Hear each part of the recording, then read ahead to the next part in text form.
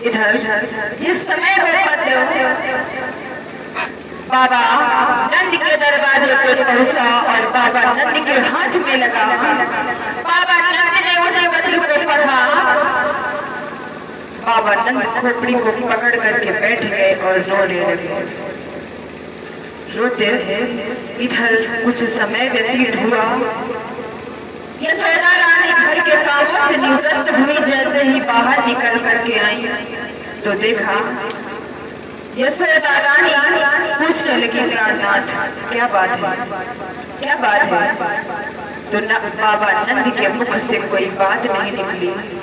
बाबा नंद ने उस पत्र को यशोदा रानी को दे दिया और यशोदा रानी ने जिस समय उस पत्र को पढ़ा, पछाड़े खा करके पृथ्वी पे गिर पड़ी और कंस को गालियां देने लगी। और कंस, तूने इतने अत्याचार हमारे साथ में किए, लेकिन आज भी तेरा पेट नहीं भरा। आज तू मेरे प्राणों को मुझसे दूर करना चाहता है। और बोली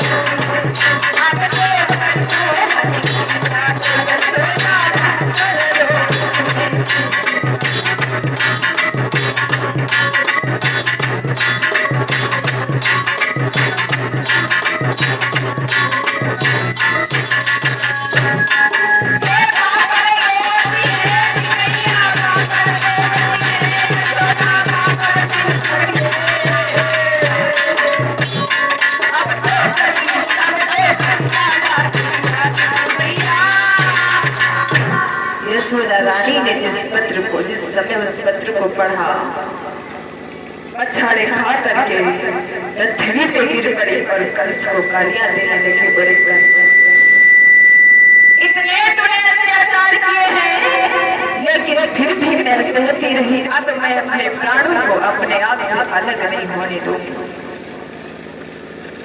यशोदा भीतर आंगन में जाकर के बैठ के रोने लगी और बाबा नंद दरवाजे पे बैठे हुए हैं। रो रो के बुरा हाल हो रहा है। और इधर थोड़ा समय व्यतीत हुआ। कन्हैया खेल कूद कर जैसे ही महलों के अंदर पहुंचे तो यशोदा रानी से बोले, मैया मैया, ए मैया, मुझे बहुत जोर से भूख लगी है, मुझे माखन मिश्री दे दो। मांग रहो माखन रोटी गोपाल भैया।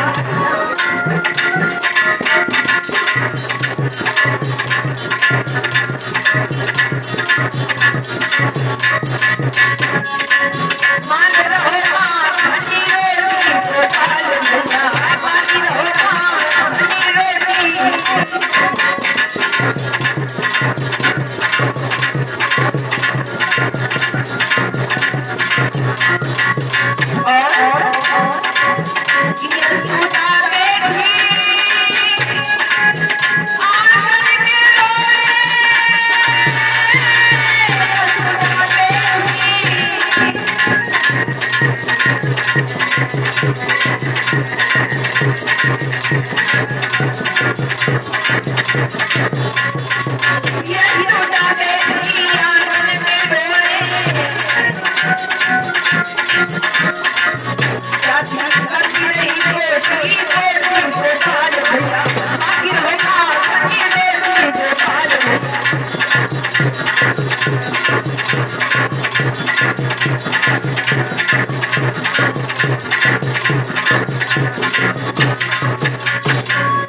कन्हैया महलों के भीतर पहुंचे और जिस समय यशोदा रानी से माखन मिश्री मांगने लगे तो यशोदा ने जिस समय अपने लाला का मुख देखा रोने लगी कि मैं इस सुंदर से सांवले से मुखड़े से दूर नहीं रह सकती और रो रो के कहने लगी है लाला कि माता रोटी खा ले माता रोटी खा ले मैं दही मांग के लाती हूँ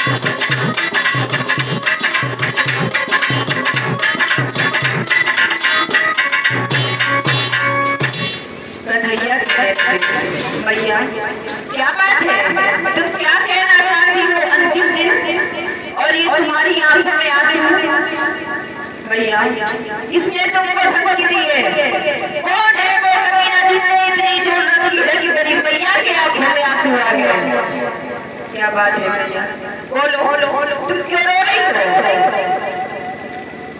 यशोदा रानी कहने लगी बेटा आज जो भी खाना है माखन मिश्री जी भर के खा लो क्योंकि कल से पता नहीं एक एक रोटी के टुकड़े के लिए तरसना पड़े बेटा कन्हैया कहने लगे भैया तुम्हें अभी हमारी ताकत का अंदाजा नहीं है तुम नहीं जानती हो हमारे अंदर कितनी ताकत है और कन्हैया कहने लगे सुनो भैया